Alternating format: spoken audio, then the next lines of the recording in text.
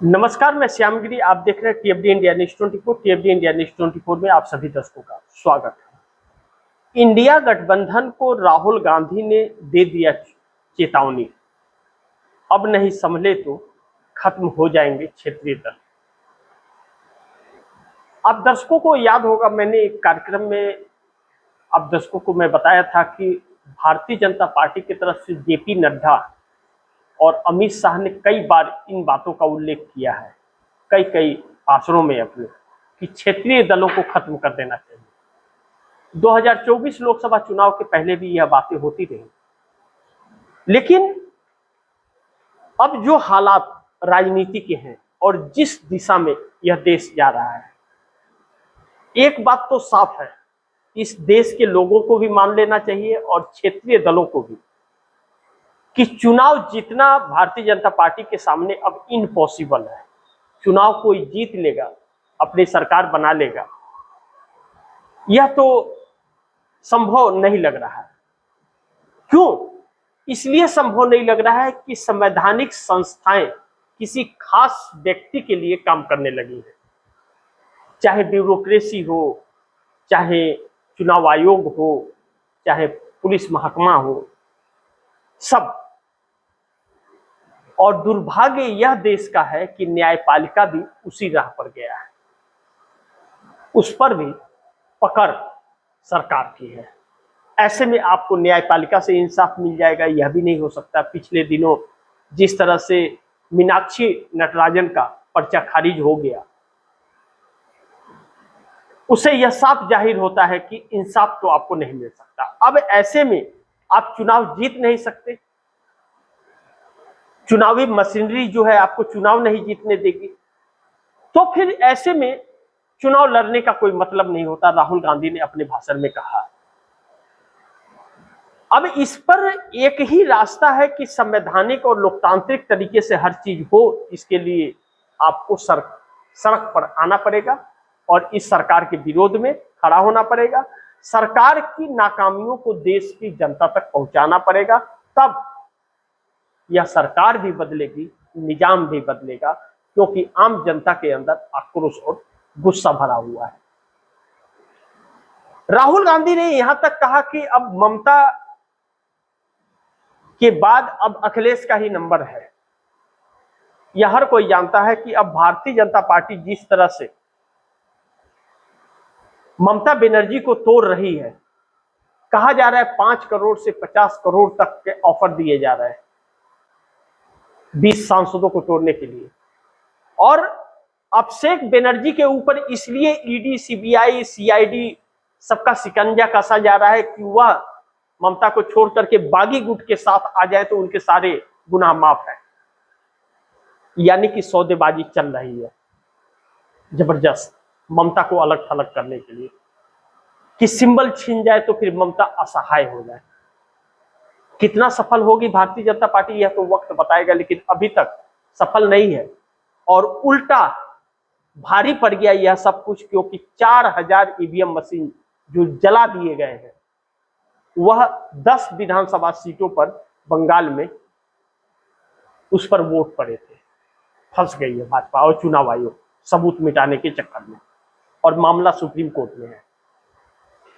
अब ऐसे में ममता बनर्जी के साथ कांग्रेस तो मजबूती से खड़ी है। बाकी सब दल कहते तो हैं कि हम साथ हैं, लेकिन साथ है क्या कोई सड़क पर ममता के, कांग्रेस के अलावा? अब क्षेत्रीय पार्टियों को मर्जर करने का भी बात चल रहा है कांग्रेस के अंदर। जो छोटे छोटे दल हैं, कांग्रेस से निकल करके ममता बनर्जी भी बाहर गई थी, शरद पवार और जगन मोहन रेड्डी भी। क्या यह तीनों मर्ज करेंगे? जगन मोहन रेड्डी से अभी उम्मीद नहीं कर सकते, और ना तो जगन मोहन रेड्डी के नजदीक कांग्रेस जा रही है, क्योंकि एनसीपी और टीएमसी की बात चल रही है, लेकिन टीएमसी बचेगी तब ना। अब 20 सांसदों को तोड़ा जा रहा है तो 8 सांसद कांग्रेस में मर्ज करेंगे, कांग्रेस में शामिल हो सकते हैं। जो बची खुची रहेगी 20 विधायक और 8 सांसद कांग्रेस में जा सकते हैं, यानी कि 20 विधायक और 8 सांसद कांग्रेस में जाएंगे। शरद पवार के 8 आएंगे क्या? नहीं आएंगे तो भारतीय जनता पार्टी की नजर उन पर भी है, तोड़ लेंगे। ममता बनर्जी और अभिषेक बनर्जी को जैसे भारतीय जनता पार्टी तरीपार घोषित करना चाह रही है। इस देश की राजनीति कितनी गंदी हो चली है। जिस देश में शिक्षा और स्वास्थ्य पर बात होनी चाहिए, बेरोजगारी महंगाई पर बात होनी चाहिए, उस देश के अंदर पार्टी तोड़ा तोड़ी की बात और सौदेबाजी की बात चल रही है। और दुर्भाग्य यह है कि इस देश की मौजूदा सरकार कर रही है। और उससे भी बड़ा दुर्भाग्य है कि चुनाव आयोग भी बिक गया है। और उससे भी बड़ा दुर्भाग्य है कि न्यायपालिका आंखें बंद कर लिया है, न स्वतः संज्ञान लेता है और न जा करके उसके कानों में ठोको तो भी वह सुनता नहीं है और आंखें बंद कर लेता है। यानी कि सरकार के खिलाफ जजमेंट देने की साहस और हिम्मत उसके अंदर भी नहीं रहा, वह भी बिक गया है। उसके जजमेंटों से और उसके रवैये से साफ जाहिर होता है। अब ऐसे में कांग्रेस ही है जो चल सकती है, बाकी आएंगे तो ठीक और नहीं आएंगे तो ठीक, लेकिन कांग्रेस को तो लड़ना है। राहुल गांधी ने साफ कर दिया, आना है आ जाओ, नहीं आना है बताओ। हम तो नहीं पीछे हट सकते क्योंकि हमने आजादी दिलाई है देश को, हमने लोकतंत्र स्थापित किया है, हमने संविधान इस देश को दिया है, हक एक एक वर्ग को दिया है। क्या हिंदू, क्या सिख, क्या ईसाई, हिंदू मुस्लिम सिख ईसाई सब आपस में भाई, हम तो सबको लेके चलना है। हम अपने परिवार को नहीं छोड़ सकते। ऐसे में क्षेत्रीय दलों का क्या रुख होगा यह भी देखना इंडिया गठबंधन के दूसरे हैदराबाद की बैठक में देखने मिलेगा। लेकिन ममता बनर्जी के साथ कांग्रेस मजबूती से है और ममता बनर्जी के जो बचे खुचे रहेंगे वह कांग्रेस के साथ जाएंगे। लेकिन दूसरी तरफ नीतीश कुमार ने अचानक बैठक बुला ली है। अभी तक कहा जा रहा था कि 30 सांसदों का साथ कांग्रेस को मिलने वाला है, जिसको लेकर के भारतीय जनता पार्टी की नींद उड़ी हुई थी। अचानक नीतीश कुमार ने अपने सभी विधायक और सांसदों की बैठक बुलाई है पटना के अंदर। भारतीय जनता पार्टी एकदम घबराई हुई है। एनडीए में अचानक बेचैनी मच गई है। एक हरकम सी परिस्थिति एनडीए गठबंधन के अंदर बचा हुआ है। नरेंद्र मोदी बेचैन से हो गए कि एनडीए में अचानक यह क्या होने लग गया। 30 सांसदों का एक साथ कांग्रेस को साथ मिलता हुआ नजर आ रहा है नीतीश और नायडू का, लेकिन 31वां भी है उसमें। नीतीश कुमार बैठक में कुछ अहम और बड़े फैसले लेने के लिए जा रहे हैं, क्योंकि बैठक के अंदर डिप्टी सीएम हो या फिर क्या नाम है कि विधायक हो, सबको बुलाया गया है। एमएलसी को भी बुलाया गया है। एनडीए के किसी सहयोगी दल को नहीं, जेडीयू की बैठक बुलाई गई है। यानी कि अब उधर राहुल गांधी ने बयान दिया इंडिया गठबंधन की बैठक में कि नीतीश कुमार कांग्रेस की वजह से छोड़ के नहीं गए, और इधर संजय झा ने इंडियन एक्सप्रेस में लेख लिखा कि कांग्रेस की वजह से नीतीश कुमार नहीं आए हैं इंडिया गठबंधन से बाहर, ममता और केजरीवाल की वजह से आए हैं। केजरीवाल इंडिया गठबंधन के हिस्सा है नहीं और ममता खत्म हो चुकी है। इसका मतलब कांग्रेस और जेडीयू का मिलन बहुत जल्द होने वाला है। आज की बैठक जो हो रही है उस बैठक से बहुत कुछ निर्णय निकलने वाला है। देखना महत्वपूर्ण होगा। आज जो बैठक बुलाई गई है, नीतीश कुमार जब बैठक करेंगे या तो उस बैठक का रिजल्ट क्या निकलता है, लेकिन नीतीश कुमार कुछ बहुत बड़ा फैसला लेने जा रहे हैं। अब ऐसे में जेडीयू कांग्रेस के पक्ष में, कांग्रेस जेडीयू के पक्ष में है, कह रहे हैं कि हमारे वजह से नहीं, हमारे तो रिश्ते बहुत अच्छे हैं उनसे। यानी कि इंडिया गठबंधन की कमियों के कारण नीतीश कुमार आ गए। वह नीतीश कुमार कांग्रेस के नजदीक जा रहे हैं।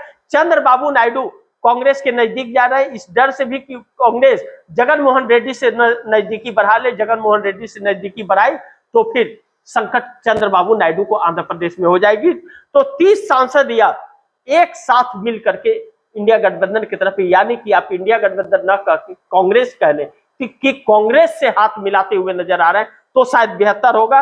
एक साथ या कांग्रेस को यह ताकत मिलने जा रही है। लेकिन एक जीतन राम मांझी हैं जो नीतीश कुमार के साथ खड़े हैं। उपेंद्र कुशवाहा ने साफ कह दिया है कि जिस दिन नीतीश एनडीए से जाएंगे हम भी उसी दिन उनके साथ चले जाएंगे। तो जीतन राम मांझी भी साथ ही जाएंगे। अब भारतीय जनता पार्टी चली थी 20 तोड़ने के लिए, 30 गंवाने लगी है, चक्कर में पड़ गई है। अब करे तो क्या करे। यानी कि राजनीतिक उठापटक जो इस देश के अंदर इस वक्त चल रही है वह बड़ी एकदम दिलचस्प सी परिस्थिति है कि एक दूसरे के सहमत का खेल चल रहा है। भारतीय जनता पार्टी 272 के आंकड़े को पार करके 362 पर यह चलने चाह रही है, क्योंकि डिलिमिटेशन इसे करना है और 272 को भी बचाने में नाकामयाब साबित होती हुई नजर आ रही है।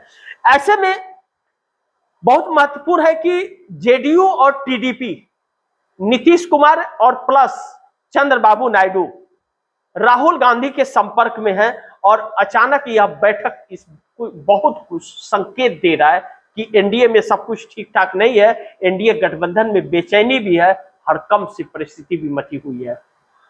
ऐसे में भारतीय जनता पार्टी के होश उड़े हुए और नीतीश कुमार ने मोदी की बैठक से दूरी भी बना ली, अपने डिप्टी सीएम को भी नहीं भेजा था, जबकि डिप्टी सीएम को बुलाया गया था। अब ऐसे में बिहार में कुछ बड़े खेल की तैयारी है, लेकिन ममता बनर्जी की टीएमसी के सांसद 5 करोड़ से लेकर 50 करोड़ में बिक रहे हैं। इस तरह का आरोप ममता बनर्जी के पार्टी के सांसद कीर्ति आजाद, जो 1983 वर्ल्ड कप के हीरो हैं, बहुत बड़ा योगदान उनका वर्ल्ड कप में रहा, पहला वर्ल्ड कप जब भारत जीत के आया था, उन्होंने आरोप लगाया, वह सांसद है टीएमसी के, उन्होंने आरोप लगाया कि 5 करोड़ से 50 करोड़ में सौदेबाजी की जा रही है और जो नहीं सुन रहा है उसके घर पर बुलडोजर चल रहा है और गिरफ्तारियां हो रही है, मार पिटाई हो रही है उसके साथ में। यानी कि सीधा भारतीय जनता पार्टी लोकतंत्र का गला घोट करके पार्टी को तोड़ रही है, जबरदस्ती तोड़ रही है, पैसे के दम पर, डरा धमका करके। ऐसे में तो न्यायपालिका को संज्ञान लेना चाहिए, लेकिन न्यायपालिका तो हाथ धोकर के बैठा हुआ है, वो कानून बता रहा है कि ये तो 2/3 हो जाएंगे तो वह जा सकते हैं। यानी कि आप किसी भी पार्टी को खरीद कर तोड़ दोगे आप, कानून इसकी इजाजत देता है, तो इसमें न्यायपालिका भी मिला हुआ लग रहा है। लेकिन पश्चिम बंगाल कोलकाता हाईकोर्ट ने ब्रेक लगा दिया है कि इनको मान्यता अभी न दिया जाए, पहले इनकी पूरी कार्रवाई हो जाने, और टीएमसी का संविधान इजाजत नहीं इन्हें दे रहा है, सिंबल नहीं मिल सकता, और भारतीय जनता पार्टी सिंबल और दफ्तर पर नजर है।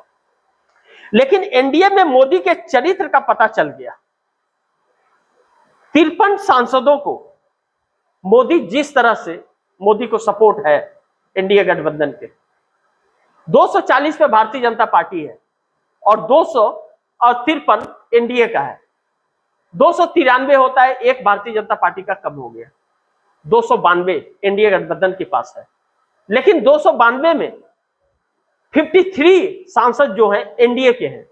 अब आप दर्शक ध्यान से सुनिएगा, अब नीतीश नायडू कांग्रेस के नजदीक हैं, बैठक पर बैठक चल रही है और मोदी के बैठक से नीतीश कुमार ने दूरी बना ली। जीतन राम मांझी इकलौते हैं अपने पार्टी के, वह कह रहे कि नीतीश के साथ है। उपेंद्र कुशवाहा नीतीश के साथ कह रहे जिस दिन नीतीश जाएंगे हम उसी दिन हम भी एनडीए छोड़ के चले जाएंगे। यानी कि जाना तय है, डेट फिक्स नहीं है। और उधर कांग्रेस की तरफ से भी हरी झंडी दे दी गई कि नीतीश से हमारे रिश्ते खराब नहीं है, और नीतीश हमारे कांग्रेस की वजह से इंडिया से नहीं गए हैं, कुछ लोगों की वजह से इंडिया से गए हैं। ममता बनर्जी और केजरीवाल, संजय झा ने अपने लेख में साफ लिख दिया, नीतीश कुमार के राष्ट्रीय कार्यकारी अध्यक्ष। अब ऐसे में यह पता चल गया कि जाएंगे, और एक असमंजस परिस्थिति एनडीए गठबंधन में और है कि जब आपके पास बहुमत है तो आप दूसरे के बहुमत को तोड़ क्यों रहे हो।